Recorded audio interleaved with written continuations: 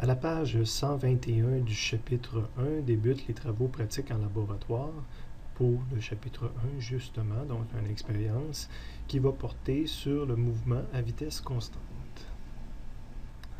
À la page 121, vous pouvez donc dès maintenant remplir une bonne partie de la page titre, votre nom, la date que vous faites l'expérience, donc la date du laboratoire, pas la date que vous écoutez la vidéo. Donc si vous le faites demain, mettez la date de demain par exemple. Le groupe, la session. Le groupe, justement, vous pouvez tout simplement écrire groupe du vendredi, par exemple. Si jamais mes 3 groupes sont des journées différentes, comme c'est le cas cette année, juste d'écrire groupe du vendredi, c'est réglé. Remis à moi-même, approbation, c'est moi qui vais remplir ça. Puis il va rester demain coéquipier. On ne sait jamais exactement avec qui on va le faire avant d'être sur place. Puis on peut avoir plus qu'un coéquipier, notre coéquipier habituel. Des fois, on se dit, je vais faire toutes mes labs avec la même personne. Quand on arrive pour le faire, il s'ajoute quelqu'un. Donc, on écrit tous nos coéquipiers ici. À la page 122, le laboratoire se continue. C'est la table des matières. Juste une remarque. On peut avoir l'impression qu'il y a 2 travaux pratiques à réaliser, le premier et le deuxième. Dans les faits, il y a juste le deuxième à réaliser. Okay?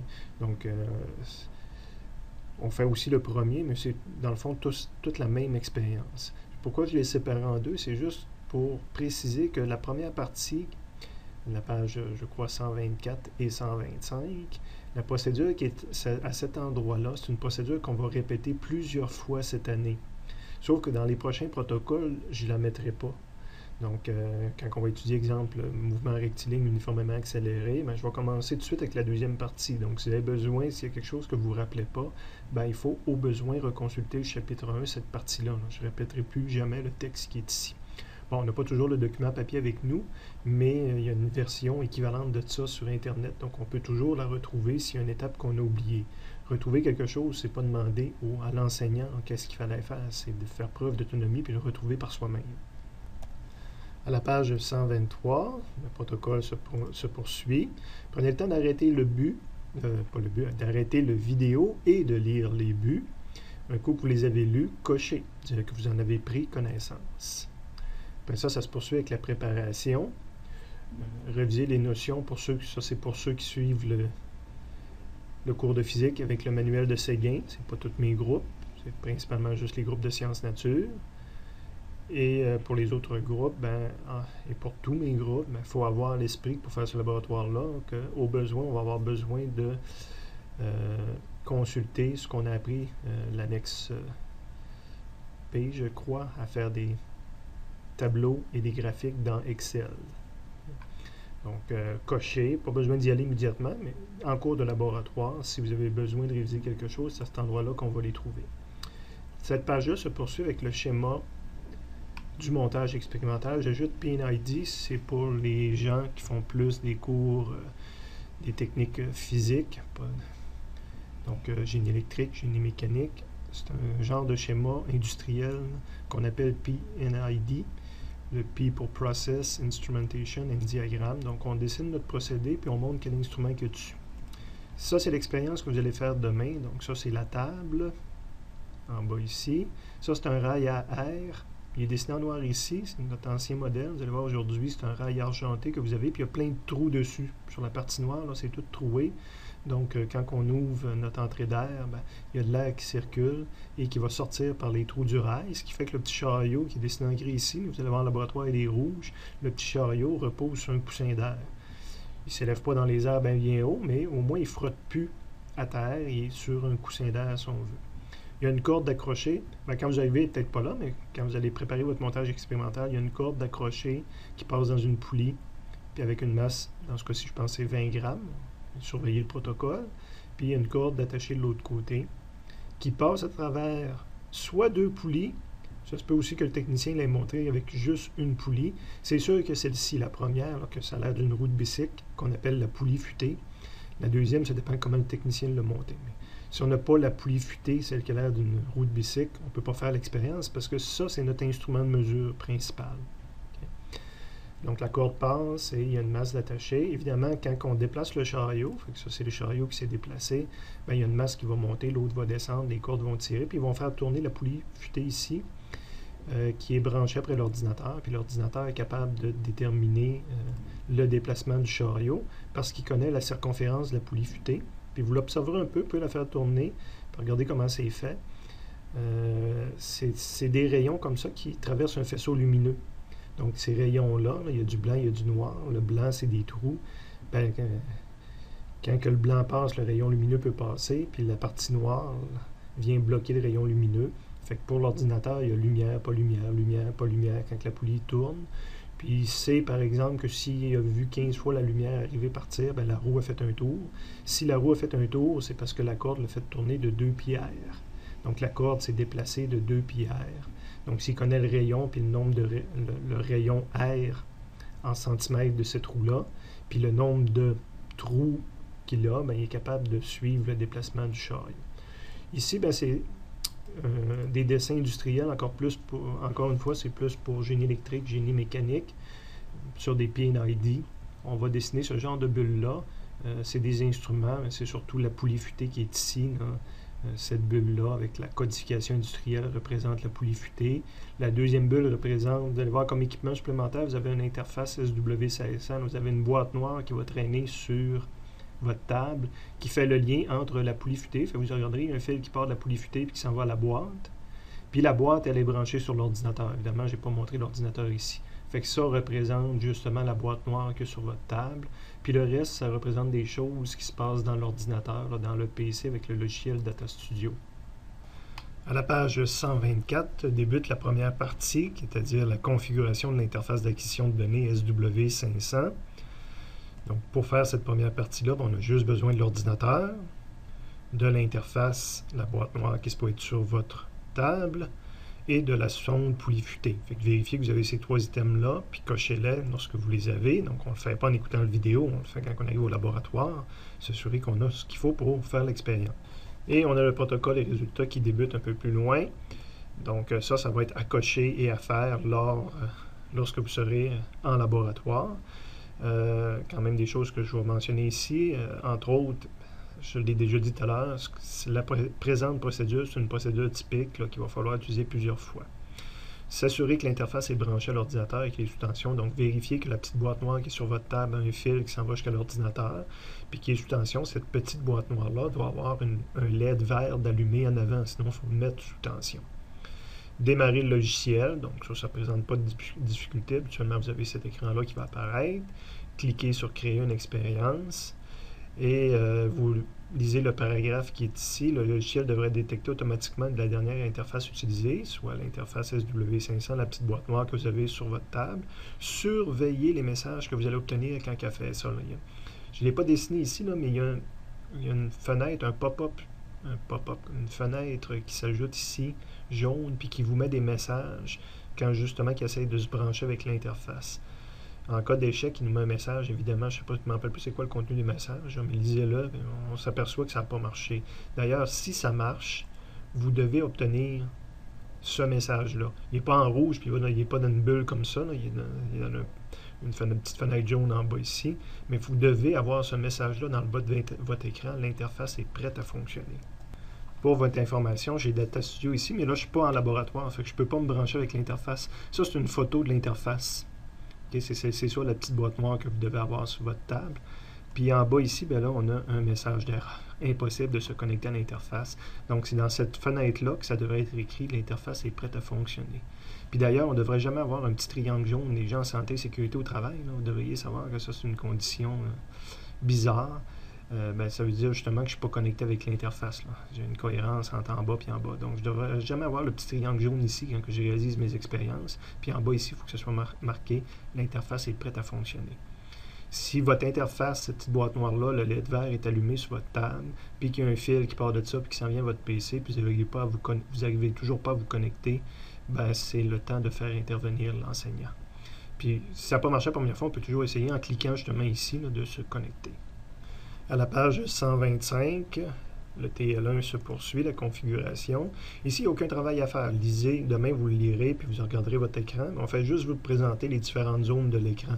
Donc la zone de données qui est ici, vous présentez la zone d'affichage qui est ici, la zone de l'interface, si on veut, la représentation de l'interface, Puis ici, on a un connecteur qui a été branché sur l'interface, puis avec le fil, pas le fil, mais en tout cas l'extension qui nous est montrée en bas ici, mais vis-à-vis le capteur qu'on a branché, bien, il y a toujours de l'information qui apparaît en bas ici. Donc, en laboratoire, vous ferez cette étape-là d'ajouter le capteur. Il faut cliquer sur le connecteur. Fait que si je vous le montre dans le Data Studio que j'ai ouvert, bien, je regarde sur ma table, parce qu'on a 5 connecteurs. C'est les 5 qui sont ici, là, sur notre boîte noire. Puis la poulie futée va être branchée sur un de ces 5-là. Possiblement qu'elle va être branchée dans le premier ici, mais elle pourrait être aussi dans le deuxième. Elle ne peut pas être dans ces 3-là. Mais évidemment, il faut regarder physiquement elle est branchée où, puis il faut cliquer là-dessus. C'est branché ici. Puis là, ça vous ouvre ça. Je choisis poulie futée. Vous voyez, il a ajouté la poulie futée vis-à-vis ce connecteur-là. Et la ligne noire qui s'en va vers le bas me montre des informations propres à ce connecteur-là. Je pourrais mettre un deuxième instrument sur le deuxième en même temps. Là, il n'a pas voulu. Il faudrait que j'en prenne un qui peut aller à cet endroit-là. La porte photoélectrique. Fait que j'ai un premier capteur, puis j'ai un deuxième capteur.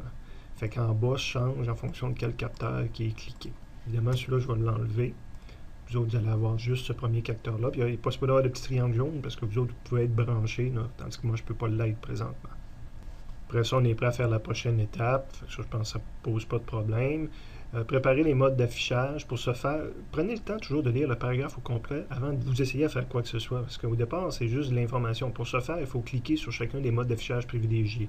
Par exemple, si on vous demande tel mode d'affichage, affichage numérique, graphique, tableau, on clique dans la zone d'affichage et on le glisse sur la mesure concernée dans la zone des données.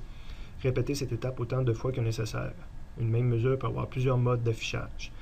Donc, c'est pas clair, je vous explique ce que ça veut dire. J'ai installé ma poulie futée dans le premier.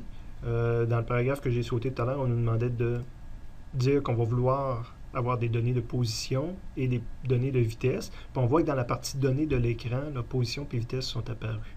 Mais maintenant, je veux faire une expérience, puis je vais vouloir voir ces positions-là puis ces vitesses-là. Les façons de le voir, c'est les affichages qui est ici.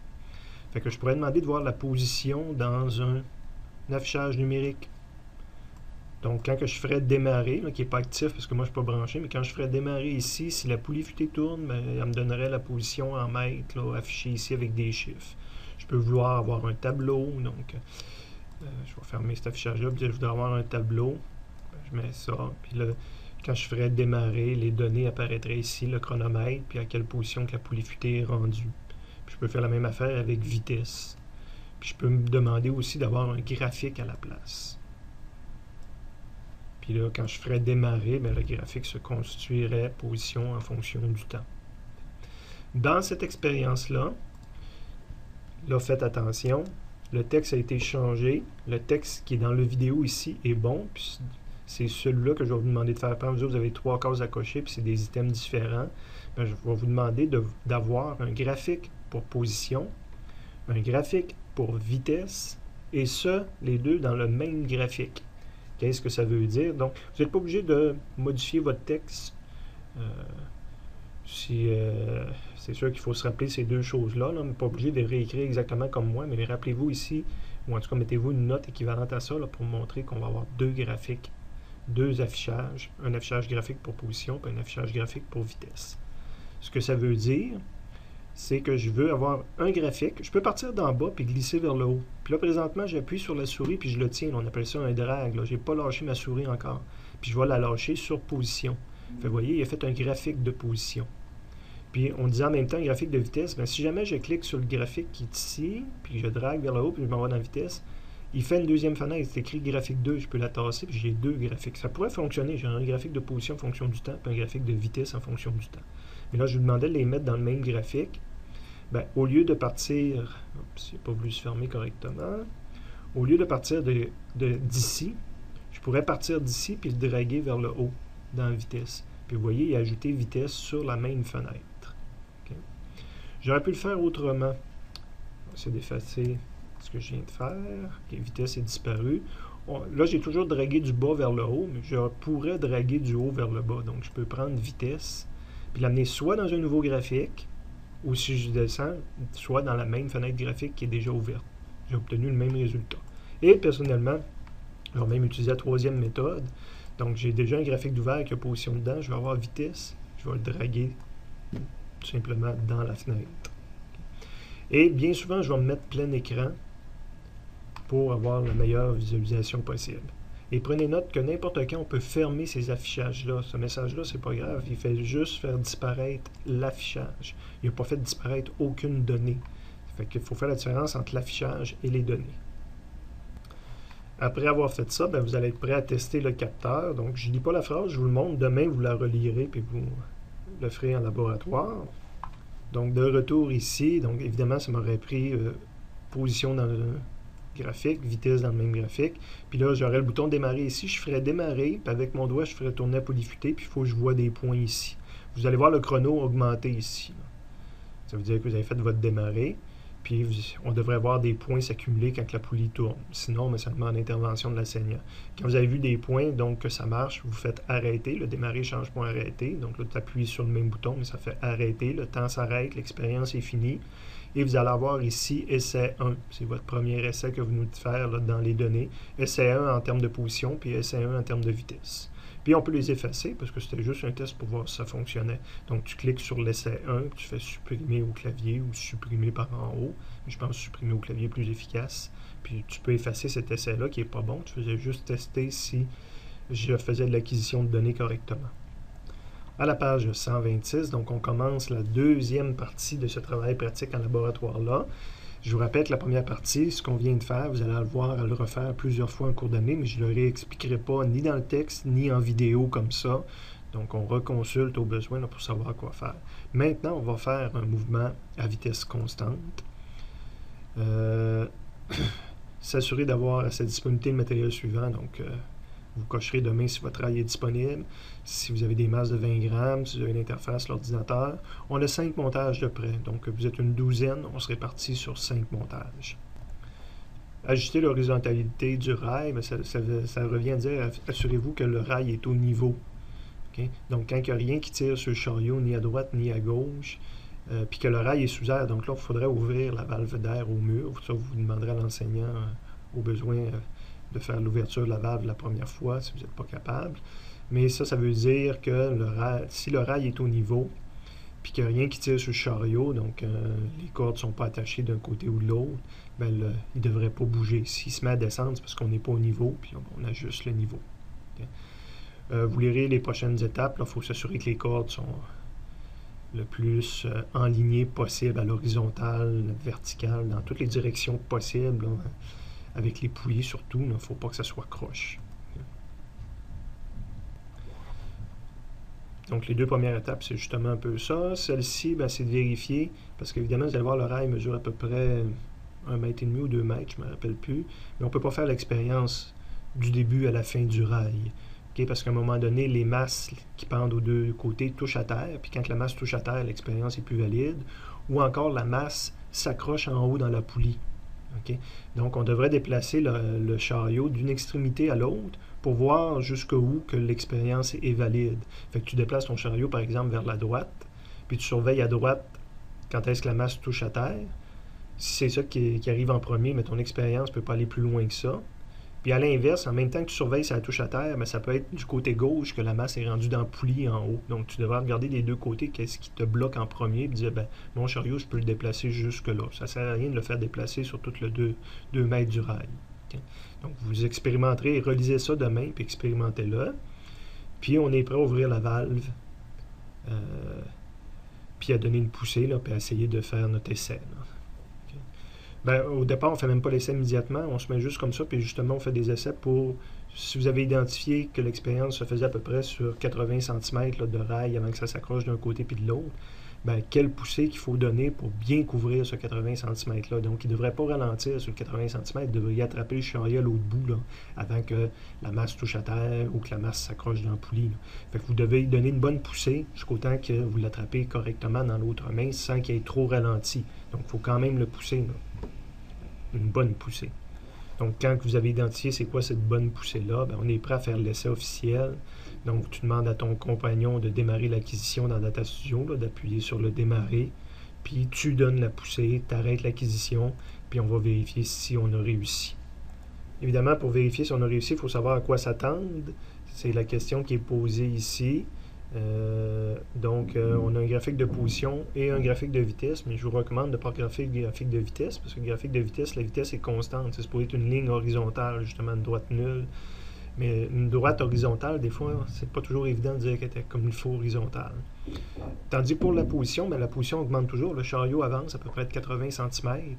Donc, je devrais le voir passer de 0 à 80 cm à l'écran. Puis, il va toujours augmenter de façon linéaire. C'est le mouvement typique d'un MRU. Donc, je m'attends ici à une droite de pente supérieure à 0, une droite oblique. Okay. Donc, ça, vous pouvez déjà vous préparer. C'est un peu de la préparation. Donc, ça se poursuit à la page suivante, 127. Est-ce que votre essai est bon ou non? Donc, c'est l'étape qu'on fait ici. Évidemment, là, c'est écrit « Acceptez, valider votre essai ». Je l'ai mis en rouge, je veux dire, c'est probablement modifié un petit peu par rapport à votre texte. Vous autres, ça s'arrêtait en observant le graphique de position de X en fonction de T. Mais maintenant, on a les deux graphiques. Fait que j'ai rajouté V égale fonction de temps. On peut regarder les deux graphiques en même temps. Même dans ce document-là, je n'ai pas encore eu le temps de changer l'image qui est à côté ici, mais je devrais montrer que j'ai deux graphiques pour accepter, valider mon essai. Donc, je l'ai mis en rouge ici, une bulle par-dessus. J'ai le graphique aussi de vitesse. Je vais aller vous montrer maintenant dans les faits qu'est-ce que ça veut dire. Okay, à la fin de votre essai, quand vous avez fait arrêter, vous pourriez avoir quelque chose qui ressemble à ça. Ça peut être très différent de ça. Là. Quand je dis ressemble, c'est parce qu'il se peut d'avoir une droite oblique au moins dans le rouge, là. Dans la partie position. Je ne sais pas si vous autres, il va être en rouge. Mais dans la partie position, je serais supposé d'avoir une droite oblique à quelque part. Je peux avoir des affaires mauvaises à la fin puis au début, un peu comme ici en vitesse, j'ai quelque chose de mauvais au début, mais il faut qu'il y ait une partie qui a l'air droite à quelque part. Sinon, si c'est raté, il faut recommencer, puis après 2-3 essais, on n'y arrive toujours pas. Il faut faire intervenir l'enseignant. Mais je dois réussir à arriver à quelque chose comme ça. Dépendant d'à quel moment j'ai fait le démarrer puis l'arrêter, je vais avoir des graphiques comme ça, mais s'ils n'occupent pas tout l'écran, on les voit mal. Lié au... Mais on peut toujours fermer n'importe quand l'affichage qui est ici. Il me demande de supprimer l'affichage, mais je n'ai pas supprimé les données. Il ne faudrait surtout pas faire un supprimer avec ce message-là. Voulez-vous supprimer cet essai? Si cet essai-là est bon, là, il faut que je fasse annuler. Il faut lire nos messages. Supprimer un affichage, c'est pas grave, mais supprimer un essai ici, ça peut être grave. Moi, j'en ai supprimé un tantôt, qui était mon test. Mais là, maintenant, ça, c'est mon vrai essai, mais je ne l'ai pas perdu. Fait que là, je vais remettre l'essai dans un graphique. Fait qu'il m'a mis la position dans un graphique. Je vais mettre l'essai de vitesse. C'est le même essai, mais la donnée vitesse, dans le même graphique. Et là, j'appuie, sans avoir rien touché encore, j'appuie sur plein écran. Bien là, il va se répartir, il va oublier tous les autres temps qu'il y avait, puis il va essayer d'occuper l'espace visuel là, du mieux qu'il peut. Bon. Fait que ça, c'est un essai qui est quand même assez bien réussi. Sauf au niveau de vitesse au départ, ben ça c'est probablement quand j'ai donné ma poussée, la vitesse était très très basse, c'était 0, puis là rapidement la vitesse est montée à 0.30 mètres par seconde. Et elle diminue, il y a du frottement, j'aimerais ça que ce soit une belle droite ça, mais elle diminue pas tant que ça. La première des choses, je vais effacer ma poussée.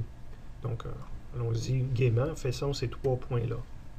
Remarque, si je dis que ce qui avait lieu avant 1 seconde n'est pas bon, là, que les vitesses n'étaient pas bonnes, ben c'est drôle, les points en position ne peuvent pas être bons quand la vitesse n'était pas bonne. Donc, puis là, je suis obligé d'aller effacer des points aussi de position. Je vais déplacer mon curseur comme ça, mais ça ne fait pas apparaître mes points, là, je joue juste avec l'échelle. Donc ça, c'est quand que le curseur se change comme ça. Mais si je viens dans le coin ici, à un moment donné, c'est une main. Et là, c'est pas l'échelle qui change, c'est vraiment, je déplace le graphique. Ben, si j'ai effacé jusqu'ici en vitesse, je devrais effacer la même chose en position. Et là, il faut faire attention. Je n'ai pas parlé, mais la façon d'effacer, de sélectionner des points. On se met en jaune comme ça. Je n'ai pas réussi à attraper le premier, donc il faut partir autrement. Mais il faut les encadrer et attraper les mêmes à peu près points qu'en bas. Donc quand ils sont en jaune comme ça, si je fais supprimer au clavier, il va me dire est-ce que vous voulez effectuer une copie modifiable de ces données? Oui. Ce qui arrive, c'est que j'ai mon essai 1. Les points que j'ai effacés sont quand même dans l'essai 1 ici, j'ai besoin de les revoir. Mais là, j'ai l'essai 1 modifié. Ben ça, c'est justement l'essai avec lequel j'ai effacé des points, puis même chose en position. Okay. Puis là, ils commencent à peu près au même temps, c'est tous des données valides. Souvent, je vais regarder de l'autre côté aussi. Si jamais j'ai des données effacées, là, je pourrais avoir quelque chose qui est laid en vitesse ou en position, puis dire je vais effacer ces points-là. Mais là, c'est quand même pas si pire, je pourrais toujours les accepter comme ça. Mais vous autres, vous pouvez avoir des points effacés des deux côtés. Évidemment, quand j'ai joué avec les échelles, je peux me retrouver des fois, puis là, c'est pas toujours facile de jouer avec ce que je viens de faire en bas puis de la remettre beau. Tu peux fermer ça, tu ne perdras jamais tes choses, tu es juste en train d'effacer les affichages. puis dire je veux les revoir plein écran. Mais là, je veux voir les essais modifiés avec lesquels j'ai effacé des points. Fait que tu le mets dans un graphique, tu mets la position dans le même graphique. Là, il m'a mis la position en dessous puis la vitesse en haut. Je les mets plein écran parce que j'avais pris vitesse en premier. J'aurais pris position en premier, j'aurais fait l'inverse. Et on peut observer ce que je vous disais tantôt. Mon chariot s'est déplacé à peu près de 0.1 jusqu'à 0.7. Là, j'ai effacé des points des deux côtés, mais ça me donne à peu près 70 cm ou 0.7 m de déplacement. Fait que ça, c'est une vraie augmentation linéaire de la position. La vitesse, quelqu'un pourrait me dire, la vitesse diminuait. Mais elle n'a pas diminué tant que ça. Hein. Ici, j'étais à 0.21 peut-être, puis en haut, j'étais à 0.29 mètres par seconde. Donc, je suis passé de 0.21 mètres par seconde à 0.29. C'est pas une... Ça dépend de l'échelle qu'on met ici. Hein. Évidemment, je vous dirais quelle était la vitesse entre 0 et 2 mètres seconde. Il faudrait jouer avec cette échelle-là pour arriver à faire apparaître le 2 mètres seconde. On voit que la vitesse diminue. Mais par rapport à une échelle sur 2 mètres par seconde, je suis toujours à peu près à 0.20 quelque chose, justement. Fait qu'il diminue tranquillement, mais pas tant que ça. Puis par rapport à une échelle raisonnable, de dire je vais regarder ce que ça vaut entre 0 et 2 mètres seconde, j'étais toujours à peu près à 0.2 mètres seconde. Ça. Donc à peu près 20 cm par seconde. C'est sûr que quelqu'un pourrait me dire, monsieur, oui, mais celui-là qui a l'air d'une oblique en bas, on pourrait faire la même chose. Oui, je peux toujours jouer avec l'échelle. Mais sauf que ça, j'ai une bonne idée que c'était une vraie augmentation de 0 à 70 cm, parce que c'est de ça que j'ai fait bouger le chariot. Donc là, on a un graphique typique de dire j'ai une belle position qui augmente, puis une belle vitesse. Vous devez avoir ces deux graphiques-là à l'écran avant de montrer ça à votre enseignant. Tout ce que je viens de faire correspond à l'étape ici, là, accepter, valider votre essai, puis on peut supprimer des points. Donc, je viens de vous montrer un peu là, ce qu'on faisait dans Data Studio à cette étape-là. Prochaine étape, avant de dire que le laboratoire, que le protocole est fini, c'est de transférer les données de position et de vitesse dans Excel pour l'essai qui est retenu. Quand votre essai est bon, on vous explique comment faire. Vous le relirez demain quand vous serez prêt à le faire, mais là, je vous montre l'équivalent. Donc, quand tu as à l'écran tes données que tu considères bonnes, je vais commencer, j'aurais mis ma position en haut. C'est ça que je veux absolument. Je ferme ça. Je n'ai pas rien perdu. Je prends la position en premier dans un graphique et la vitesse dans le même graphique. J'ai pris les essais modifiés, puis là, je les ai comme ça. Évidemment, j'ai perdu mon affichage, donc ça a rebougé. Bon, ces données-là sont bonnes. Je les resélectionne, mais pas pour les effacer maintenant. Pour les amener dans Excel, parce que la suite va se faire dans Excel. Donc, ces points expérimentaux-là que je voudrais connaître, quel temps que j'ai, puis quelle position que je suis rendu, je voudrais les avoir dans Excel. Je les ai sélectionnés. Vous faites CTRL-C ou encore Édition, Copier. Et il faut qu'Excel soit ouvert. Vous ouvrez Excel, vous vous en allez dans Excel, puis vous faites CTRL-V ou Édition, Coller, collage spécial, ou CTRL-V. Et vous voyez, j'ai mes positions, mes temps et mes positions ici. Okay. Je fais la même chose maintenant pour les vitesses, parce que j'en ai besoin aussi pour la suite de l'expérience. Donc, les points qui sont bons, je les mets en jaune. CTRL-C, ou Édition, Copier. Je m'en vais dans Excel, CTRL-V, ou Édition, Coller. Et maintenant, j'ai mes temps et vitesses.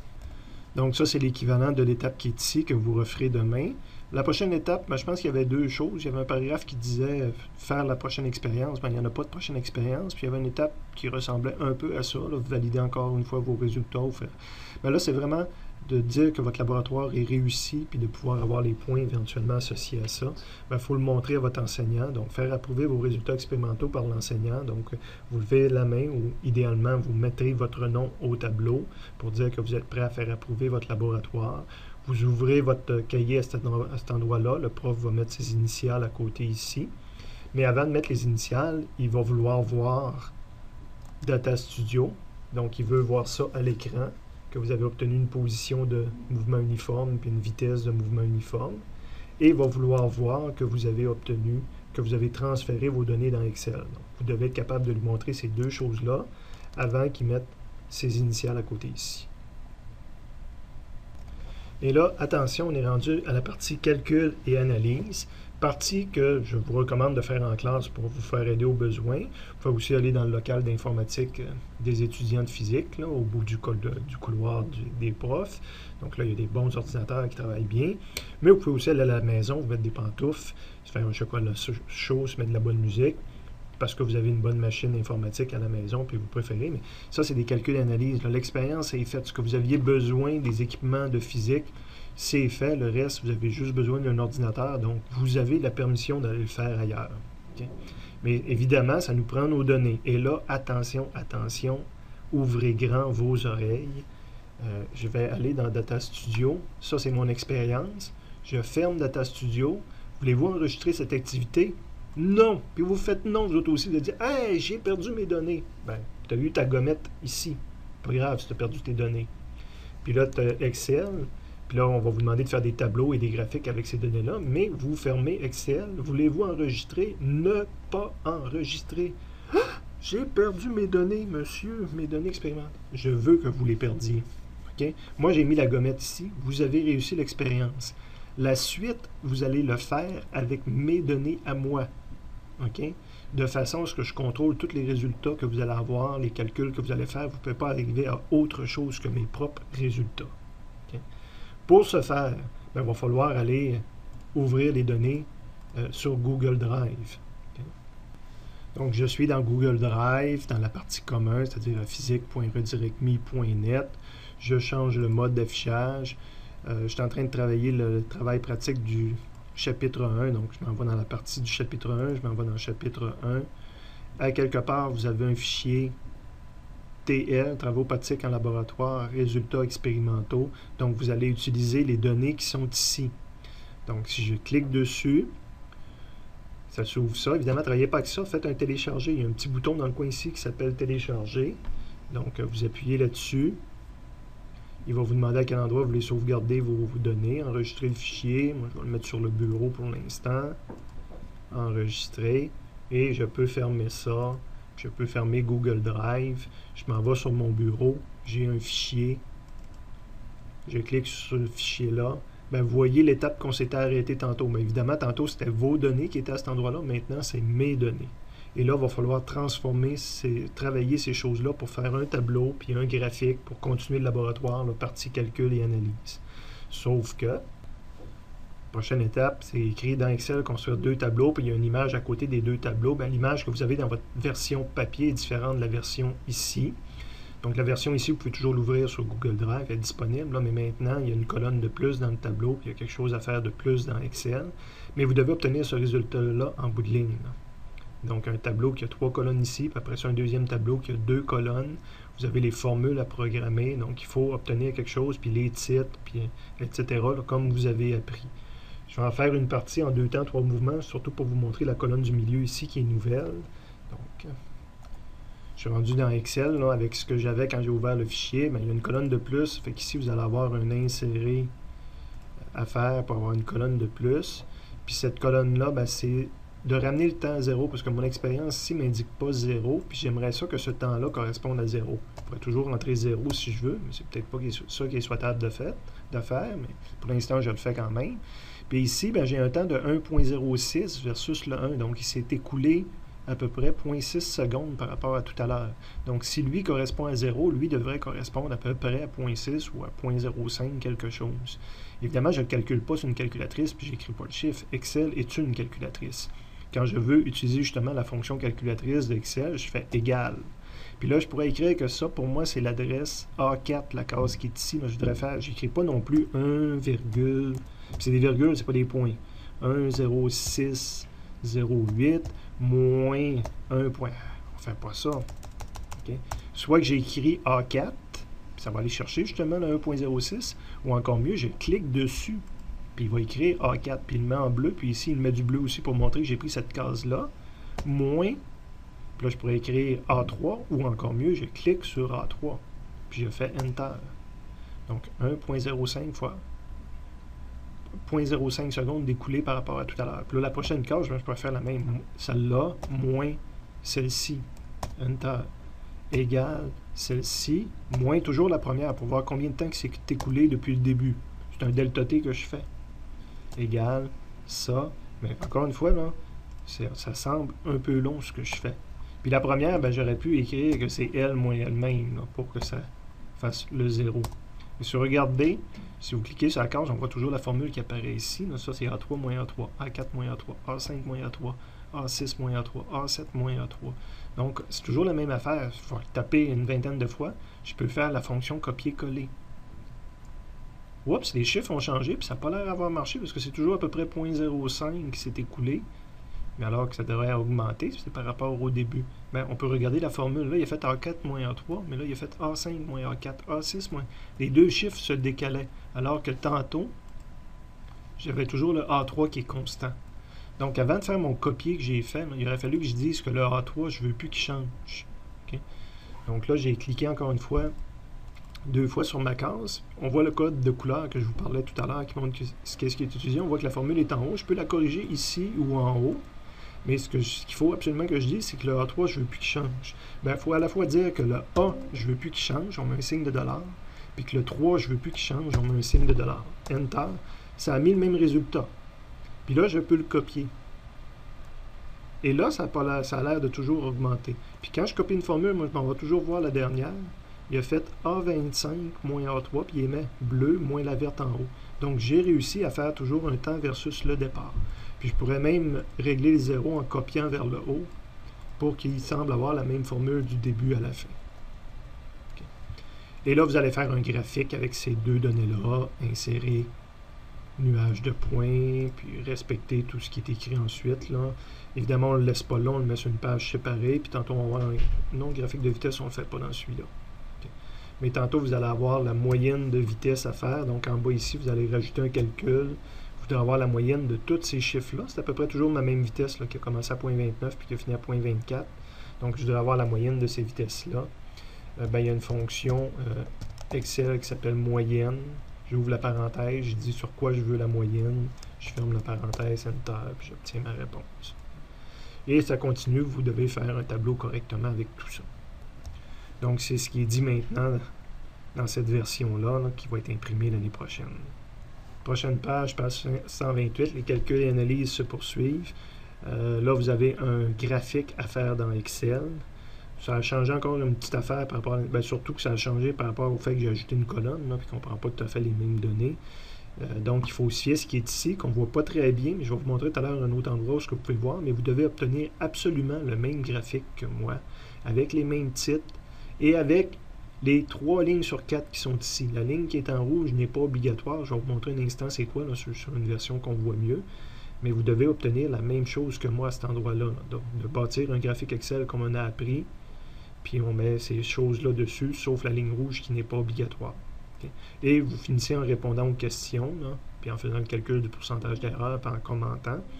Et vous allez vous corriger, parce qu'on ne garde pas d'erreur dans nos documents, donc vous essayez par vous-même, puis vous corrigez. Mais je vais vouloir voir ce graphique Excel-là.